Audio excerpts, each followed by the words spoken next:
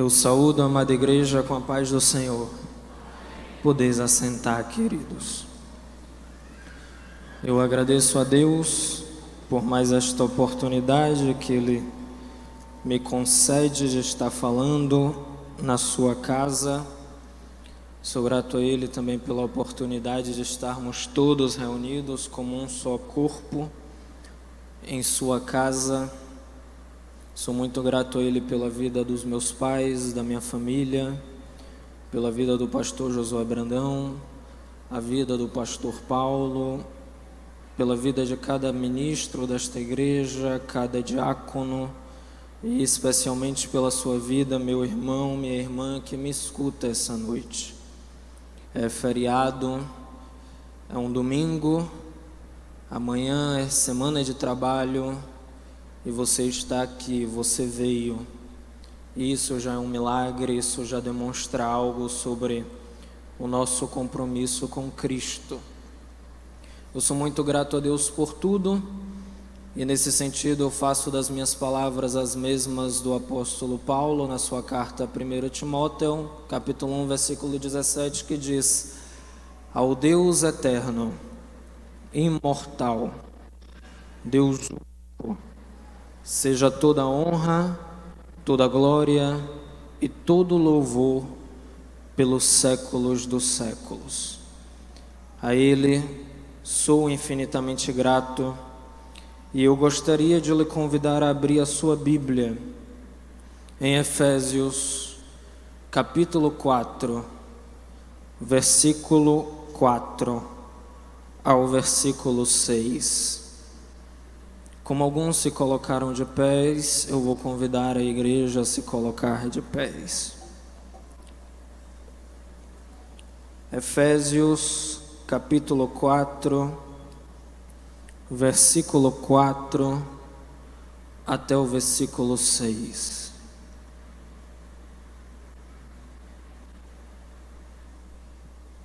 Aqueles que encontraram, digam amém.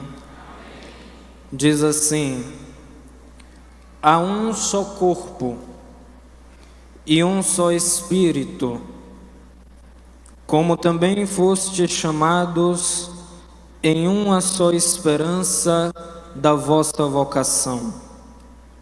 Um só Senhor, uma só fé, um só batismo, um só Deus e Pai de todos, o qual é sobre todos e por todos e em todos.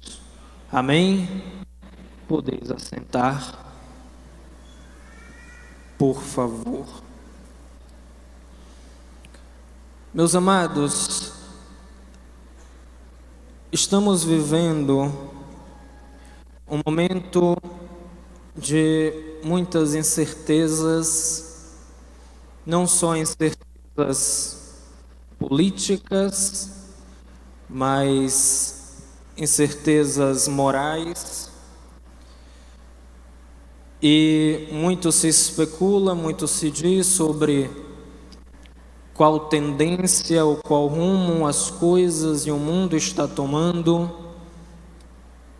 E diante disso, o Espírito Santo me incomodou, diante dessas inúmeras tendências que tentam, nos tirar do foco. É interessante falarmos e nos lembrarmos da tendência em que o Evangelho precisa tomar diante das tendências diversas que o mundo caminha em direção. Nesse sentido, essa noite eu gostaria de lhe falar sobre alguns assuntos que não diretamente dialogam entre si, mas dialogam entre si, me baseando nas 5 solas de Lutero, que são os 5 somentes de Lutero, que Lutero, quando viveu, ele determinou esses 5 pilares que a igreja deveria se basear e se fundamentar para que se mantesse firme e constante em Deus, apesar das mais diversas mudanças políticas, culturais, do momento em que ele vivia, mas ele criou estes 5 fundamentos para que servissem para um futuro distante, para que sempre fosse colocado em mente e pensado acerca. Esses 5 fundamentos são: somente a Bíblia, somente Cristo, somente a graça, somente a fé e somente a Deus toda a glória. E em primeiro lugar, essa noite, eu vou tentar não me estender muito. Eu gostaria de lhes falar sobre somente a Bíblia. Queridos, somente a Bíblia é capaz e é eficaz para nos manter num caminho que está proposto por Deus para a sua igreja. No livro de 2 Timóteo, capítulo 3, 16 e 17, eu falei um pouco sobre isso na escola bíblica cristã. O apóstolo vai dizer que toda a escritura é inspirada por Deus e útil para o ensino, para a repreensão, para a correção e para a instrução na justiça, para que o homem de Deus seja apto e plenamente preparado para toda a obra. A Bíblia Sagrada, ela é fundamental para a caminhada de qualquer homem e de qualquer mulher que deseja seguir a Cristo. A Bíblia Sagrada, ela é manual, ela é guia, ela nos dá uma direção a seguir, e ela é a constituição suprema do cristão. De maneira tal que o cristão não deve utilizar experiências e acontecimentos espirituais para julgar a Bíblia, mas é a Bíblia que julga todo e qualquer fenômeno espiritual.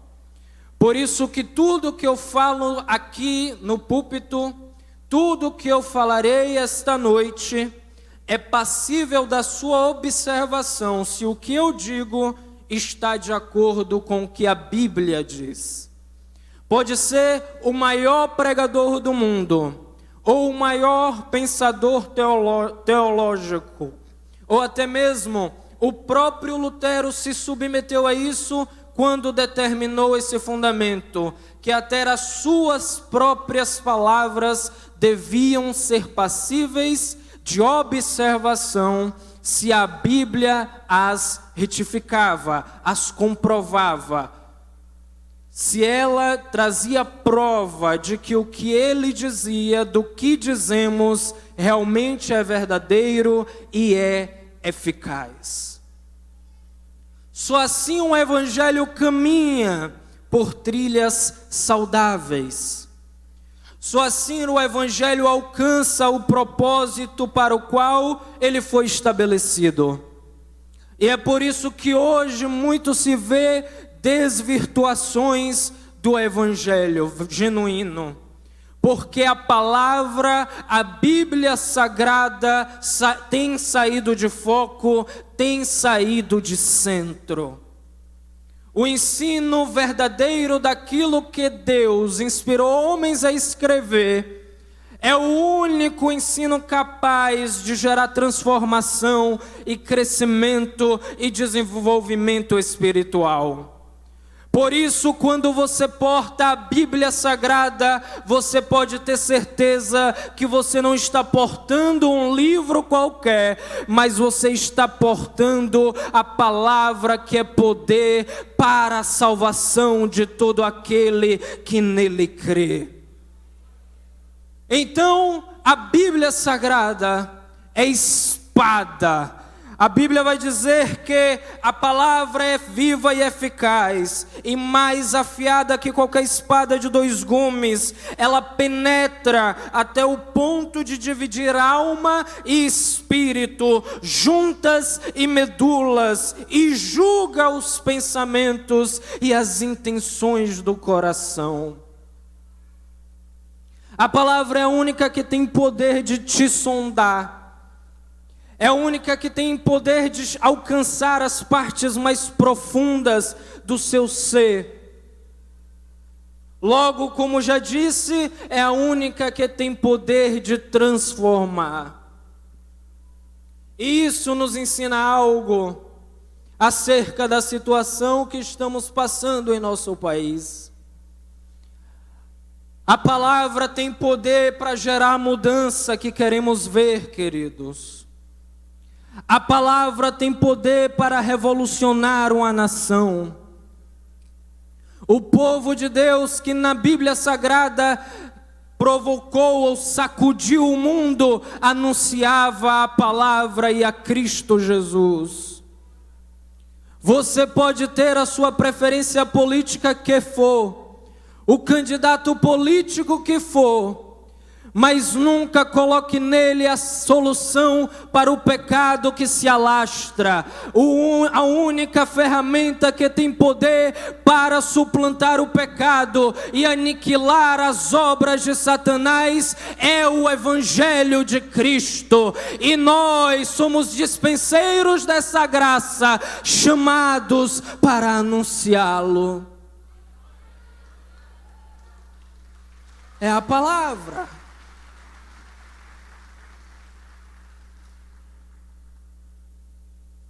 Para onde estamos andando? Para onde estamos seguindo? Como está a situação do nosso discurso cristão? Quão valorizado está o ensino em nossas pregações? Quão presente Jesus está em nossos púlpitos? Grande parte do evangelho que eu vejo hoje em nossa nação não é o evangelho que eu acredito. Grande parte do evangelho que vejo em nossa nação hoje não é o evangelho fundamentado na palavra. O evangelho fundamentado na palavra não é utilizado para benefício próprio. Não é utilizado para angariar benefício político. Não é utilizado para angariar poder. Não é utilizado para angariar dinheiro. O verdadeiro evangelho é puro. Ele não se mistura. Ele não se contamina. E quando ele é pregado, nele não há sombra de variação, porque o Deus que o instituiu não varia de nenhuma maneira sequer. O evangelho genuíno é poderoso. O evangelho genuíno é impactante. O evangelho genuíno faz a quem o ouve estremecer. O evangelho genuíno incomoda. O evangelho genuíno, ele vem direto da boca de Deus. E ele provoca transformação. Seja na vida que está meio ajustada, seja na vida mais acabada. Seja naquele que trilha pelo caminho da medianidade, seja na vida daquele que até mesmo o mundo já cuspiu na cara. É o evangelho do amor. É um evangelho que eu nunca vou cansar de falar sobre. Um evangelho que está preocupado com os mais desastrados, com os mais fracassados, com os mais perdidos. Qual é o nosso papel como cristãos? É anunciar o evangelho. É representá-lo. Se a igreja representasse a Cristo tão bem quanto tem representado seus candidatos, o Brasil que conhecemos já seria diferente. Porque a Bíblia Sagrada tem que ser compreendida como a ferramenta e com o poder que ela representa. se não estivermos dispostos a interpretá-la como aquilo de maior importância e como aquilo de maior eficácia na nossa caminhada cristã, não faz sentido caminharmos, não faz sentido crermos, porque aí estaremos desprezando a parte mais viva e eficaz daquilo que cremos.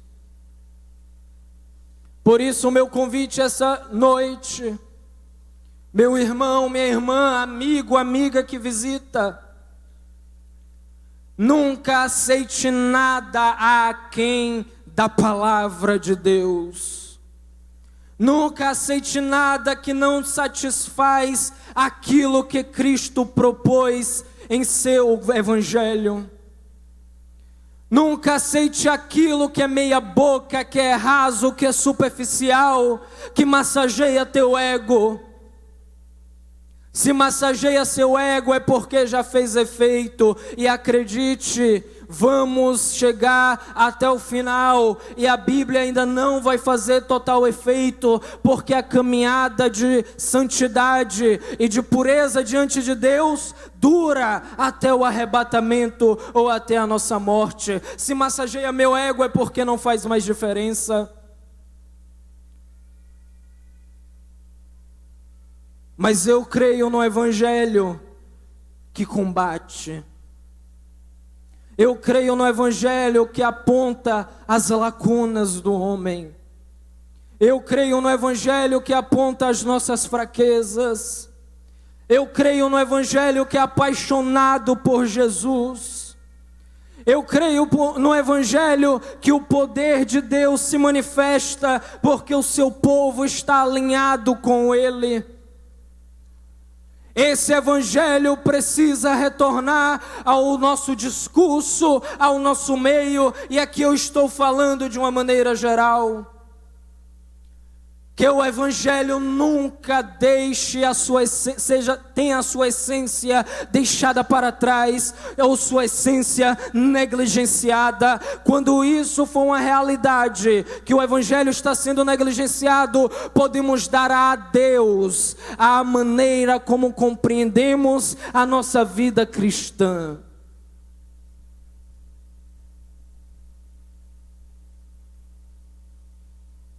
Precisamos estar aliançados com a palavra. A igreja não precisa de ajuda de ninguém para superar o mundo, querido. A igreja não precisa de ajuda de ninguém para prosperar. Porque a igreja não está na defensiva, a igreja está na ofensiva. Nós não somos os pequenos, somos os grandes. Nós não somos os agredidos, somos os que batem. Sabe por quê? Porque Jesus Cristo já venceu na cruz do Calvário. Quando o diabo nos vê, ele não se levanta para nos oprimir, mas ele corre e foge, porque o sangue derramado na cruz do Calvário já determinou a nossa vitória. Olha para cá. Em segundo lugar, somente Cristo, apenas Ele é necessário para o desenvolvimento da nossa fé e vida e caminhada cristã.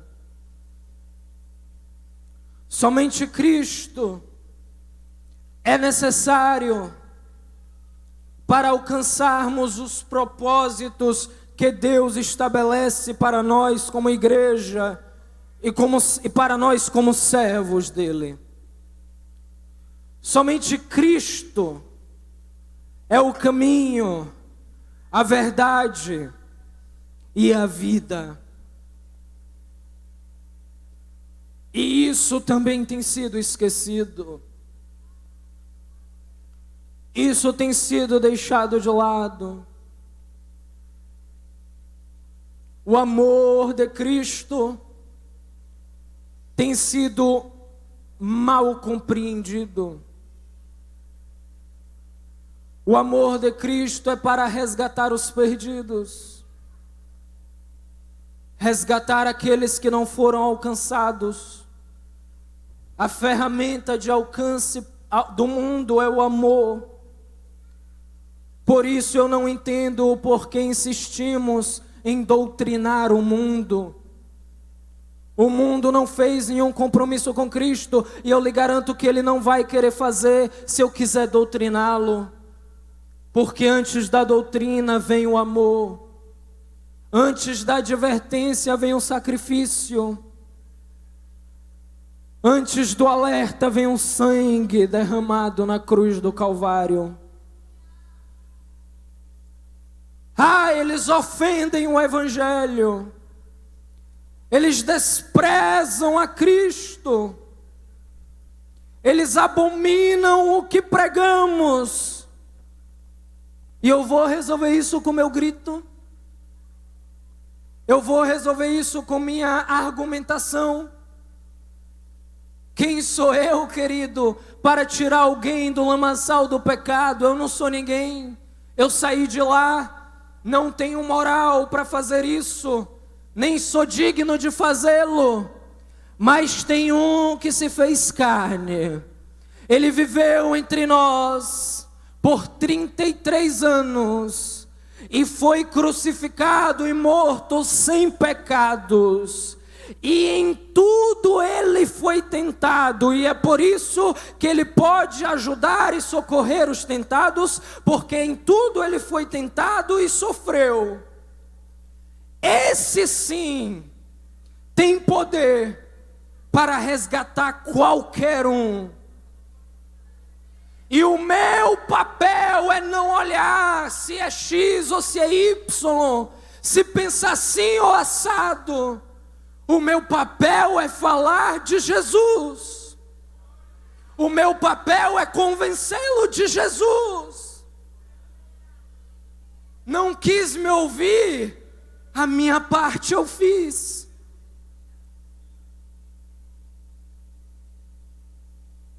E eu sei o que eu estou falando pode estar soando difícil para alguns entenderem. Mas isso tem me incomodado tanto que eu não vou conseguir não falar.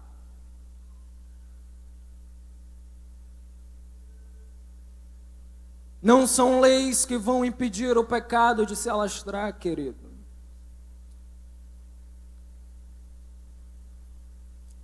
Porque o que são as leis diante do pecado?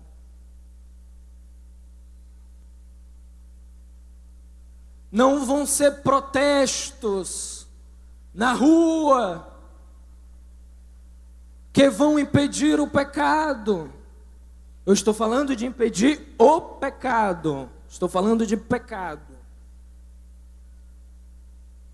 Só Jesus tem poder para suplantar o pecado.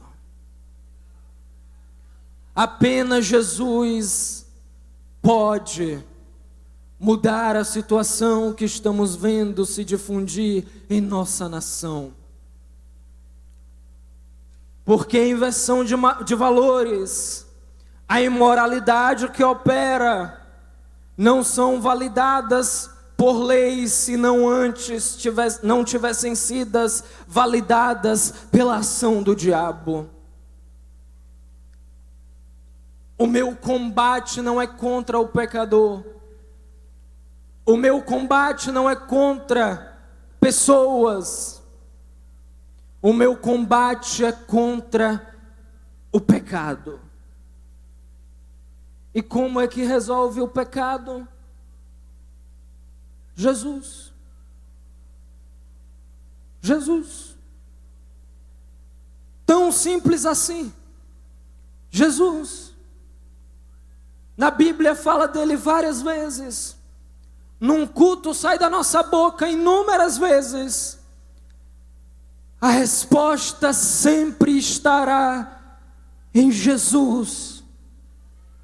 A solução sempre estará em Jesus. Se esse número de pessoas que estou vendo aqui entendesse isso na integralidade e passasse a anunciar efetivamente a Jesus, Feira de Santana já seria outra cidade. Porque esta palavra é que é eficiente e eficaz. Quando eu prego Jesus Cristo de Nazaré, quando eu prego a Jesus, eu entendo o poder que há em seu nome. Quando eu prego a Jesus, o milagre acontece. Quando eu prego a Jesus, o demônio bate em retirada. Quando eu prego a Jesus, vidas são libertadas e livres. Quando eu prego a Jesus, não há coração mais duro que seja, que permaneça petrificado.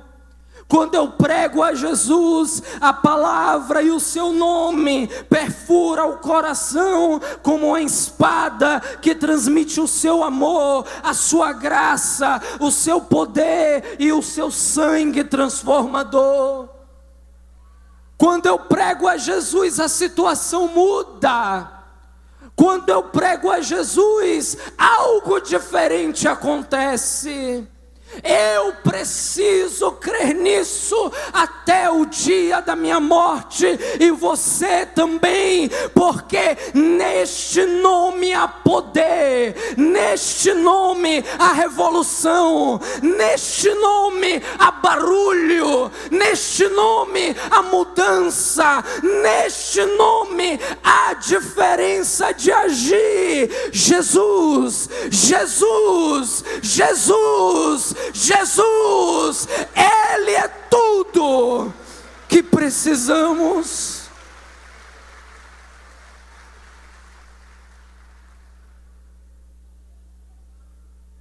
Em terceiro lugar, somente a graça. A graça é a razão pela qual eu estou segurando esse microfone. A graça é a razão pela qual você está sentado na sua cadeira. A graça é a razão pela qual você inspira e expira.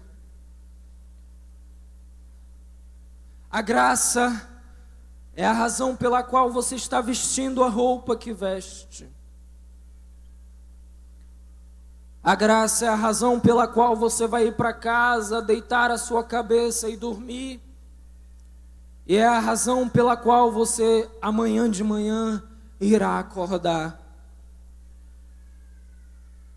A graça, ela é multiforme. Ela se manifesta de maneiras que não podem ser compreendidas. A graça, ela é constrangedora. A graça não dificilmente consegue nos envergonhar da sua tamanha amplitude e cuidado. Porque eu sei quem eu sou, você sabe quem você é, e mesmo assim a graça, ela está presente e se manifesta em sua vida. O pastor Paulo pregou hoje na Santa Ceia sobre isso, que Deus, Ele ama, Ele cuida, Ele dá graça aos imperfeitos. A graça, ela se manifesta mesmo quando eu não mereço. Por quê? Porque ela é presente, ela é dom. A graça é de graça, e fomos alcançados por ela de graça. Não pagamos por ela, porque Cristo pagou-a para nós em primeiro lugar. De tal maneira que em João capítulo 1, versículo 17, a Bíblia vai dizer que pois a lei foi dada por intermédio de Moisés, e a graça e a verdade vieram por intermédio de Jesus Cristo. A graça precisa ser anunciada como ela é.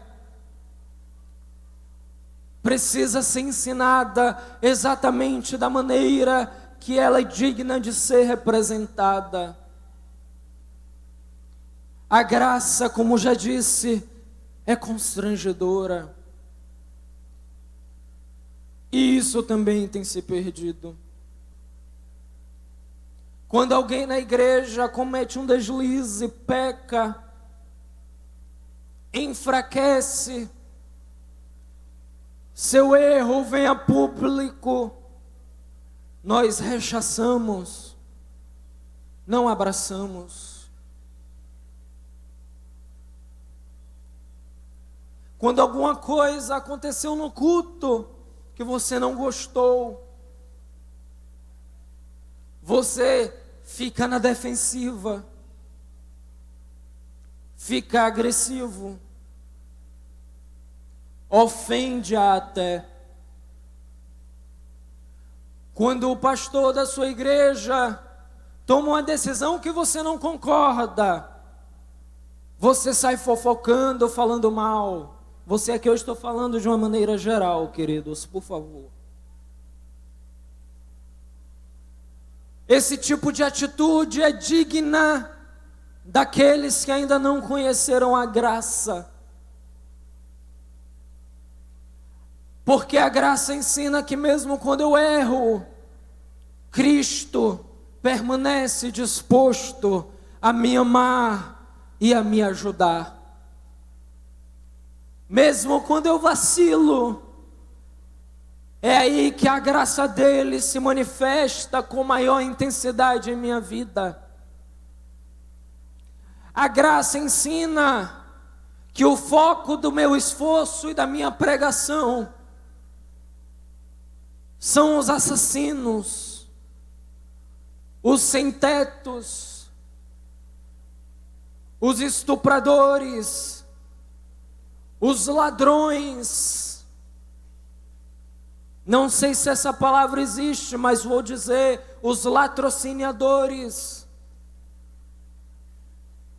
A graça me ensina que ela precisa abundar ainda mais na vida destes. E como está a nossa concepção disso?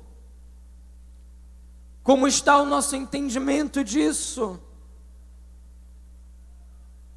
A graça que pregamos, será que ela verdadeiramente faz esse exercício de alcançar os piores, os indesejáveis? Ou quando chega alguém mal cheiroso no culto e senta do nosso lado, nós nos afastamos um pouco? Ou quando chega alguém no culto de bermuda, sandálias havaianas, passado do dia do banho, e senta em uma das cadeiras, já olhamos com cara feia. Ou pior, quando alguém assim ameaça entrar na porta da igreja, alguém já barra. Eu falei numa escola bíblica dessas pela manhã, que a minha maior alegria seria ver um culto onde a grande maioria da igreja são pobres, moradores de rua, criminosos, pessoas que não têm nenhuma esperança, nem expectativa de vida, nem de sucesso. Porque o evangelho, em primeiro lugar, é para estes. Não tem salvação se só quem me ouve é quem já está limpo. Por isso que a igreja não pode ser clube, porque o clube entra quem puder e tranca as portas. A igreja tem que ser organismo vivo, que interage, que se expande, que se alarga, que busca alcançar. Só assim ela se torna eficaz. Você não precisa de um microfone para ser um pregador. Você não precisa de um púlpito para que almas sejam libertas. Você não precisa de uma multidão para ouvir você cantar. Só basta uma pessoa disposta a te ouvir. Se houver uma pessoa disposta a te dar ouvidos, aí você tem seu púlpito. Aí está a sua multidão. Porque a graça, ela não faz acepção nem de pessoas, muito menos de ambiente. A graça, ela age em qualquer momento, em qualquer ambiente. Logo no trabalho, você é um instrumento da graça de Deus. Em casa, você é um instrumento desta graça. Na escola, na faculdade, no trânsito, em seus negócios pessoais, nos negócios da sua empresa, você é um dispenseiro da graça. É hora de eu pregar o Evangelho como se verdadeiramente ele não tivesse preço. E muitos de nós hoje pregamos como se ele tivesse. Ah não, eu só vou pregar se for numa igreja, se me convidarem para pregar. Isso é um preço que você está colocando no Evangelho.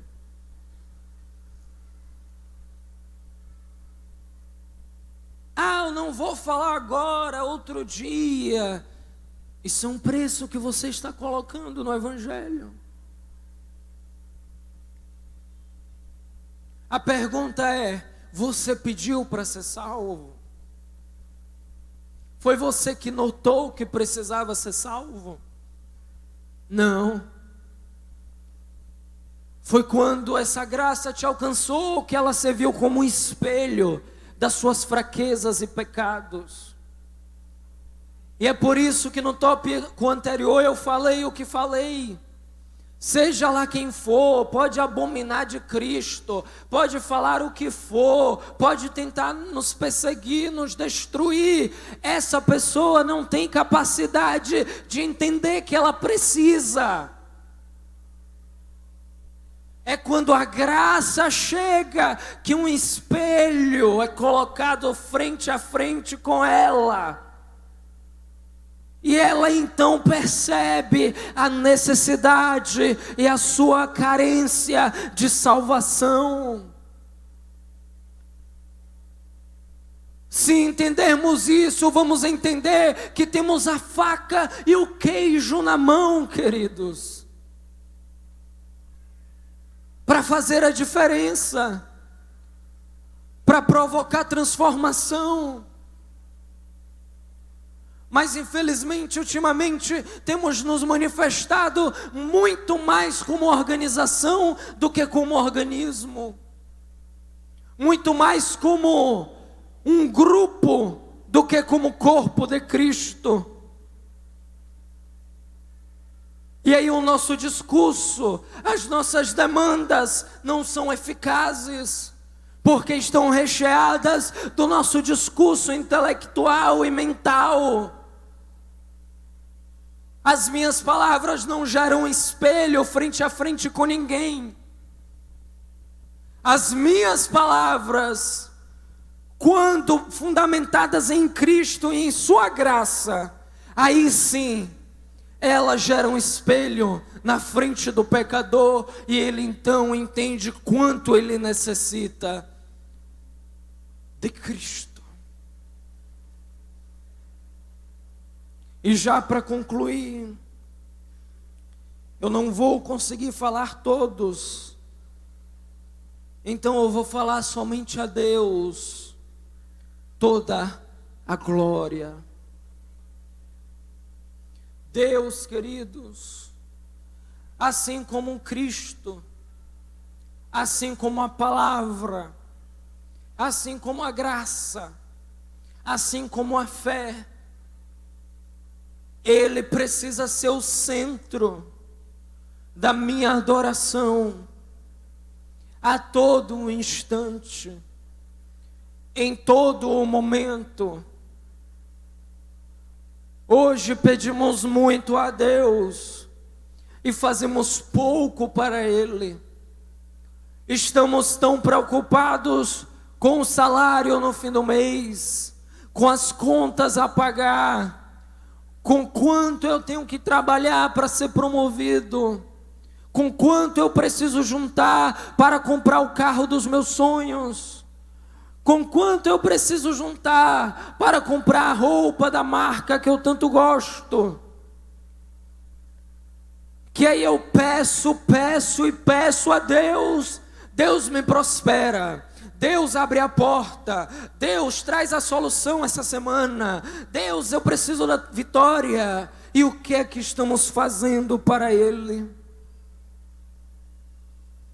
O Evangelho que conhecemos hoje na nação brasileira tem tomado uma interpretação contraditória. É o homem no centro e Deus nos servindo.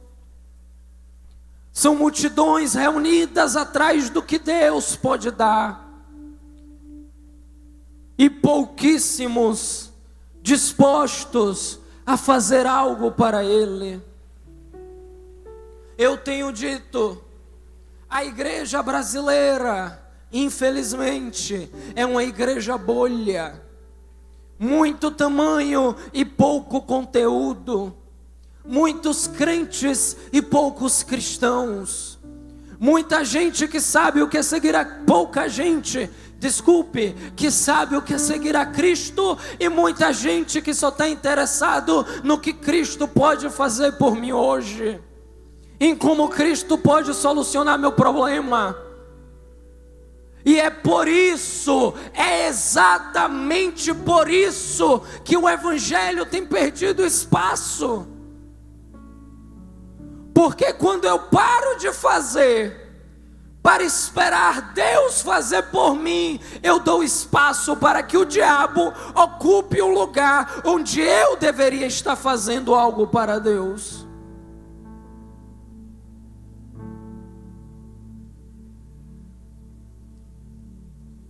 O movimento é do homem para Deus, nunca de Deus para o homem. E eu acredito, acredito em bênção, acredito em milagre, acredito em vitórias, acredito em sucessos. Mas eu também acredito e sei que a vida é assim mesmo, queridos. A vida é difícil, a vida é complicada, e cá entre nós você também sabe disso, porque você não vive em outro planeta, você vive a mesma vida que eu vivo, e tem mais problema do que vitória, tem mais insatisfação do que satisfação. Temos que parar de desejar o céu na terra, porque se for assim, a glória de Deus, o reino celestial, perde todo o sentido. Muitos de nós queremos a felicidade aqui, queremos o bem-estar aqui, queremos tudo aquilo que desejamos aqui. Queremos a melhor casa, o melhor carro, o melhor emprego, a mais gorda conta bancária. Queremos ter tudo aqui. Mas se Deus lhe der tudo aqui, qual é o sentido de ser arrebatado? E esse mundo está corrompido. Nós somos forasteiros aqui. A própria Bíblia diz isso, a própria Bíblia nos classifica assim. Se você viaja para outro lugar, mesmo que seja 1 mês, 2 meses, é muito difícil, a não ser que você tenha a pretensão de ficar voltando lá com frequência. É muito difícil você já comprar uma casa lá. É muito difícil você já fazer compromissos duradouros lá, alianças duradouras lá, porque você sabe que você não vai ficar lá para sempre. Isso é ser um forasteiro. Você não está em casa. Nós não estamos em casa. Feira de Santana não é tua cidade natal. A casa onde você mora não é teu porto seguro. Porque quando você estava na barriga de sua mãe, Deus já tinha estabelecido um propósito em sua vida. E quando você foi alcançado por esta palavra, você carimbou e aceitou a sua cidadania celestial. E essa palavra é a nossa constituição. Jesus Cristo é a sua principal fundadora. A graça é a sua principal ferramenta de exercício dessa constituição. A fé é o que nos permite segui-la adequadamente. E Deus é o Rei do nosso verdadeiro lar.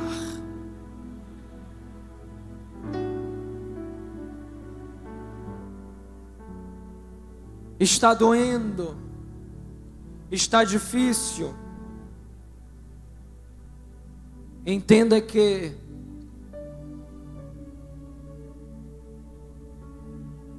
as lutas provocam a nossa perseverança.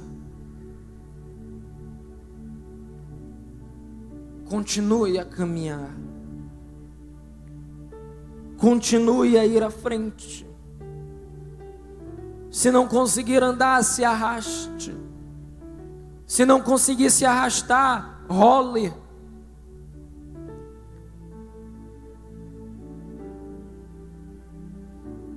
Mas vamos entender o que realmente significa este evangelho que pregamos e cremos. Não adianta segui-lo se não o seguimos direito. Não adianta segui-lo se não somos eficazes ao fazê-lo. Conheça aquilo que você segue, aquilo que você fez um compromisso. Este é o caminho para a salvação. Está doendo aí, está doendo aqui também. Tem dificuldade aí, tem dificuldade aqui também. Mas eu creio no Evangelho que nos ergue dia após dia, nos fortalece em nossas fraquezas, nos socorre quando tudo vai mal. Esse Evangelho nos impulsiona ao caminho da vida eterna. E para terminar, em 2 Coríntios, capítulo 4, versículo 8 a 10, o apóstolo Paulo vai dizer: de todos os lados somos pressionados, mas não desanimados. Ficamos perplexos, mas não desesperados. Somos perseguidos, mas não abandonados. Abatidos, mas não destruídos. Trazemos sempre em nosso corpo o morrer de Jesus, para que a vida de Jesus também seja revelada em nosso corpo. É para ser pressionado, é para ser perplexo, é para ser perseguido, é para ser abatido, mas é nesta trilha que a vida de Cristo se manifesta em nós, e as pessoas passam a ver Cristo em você. Porque o Cristo que pega a espada e arranca cabeças era o que Judas achava que teria.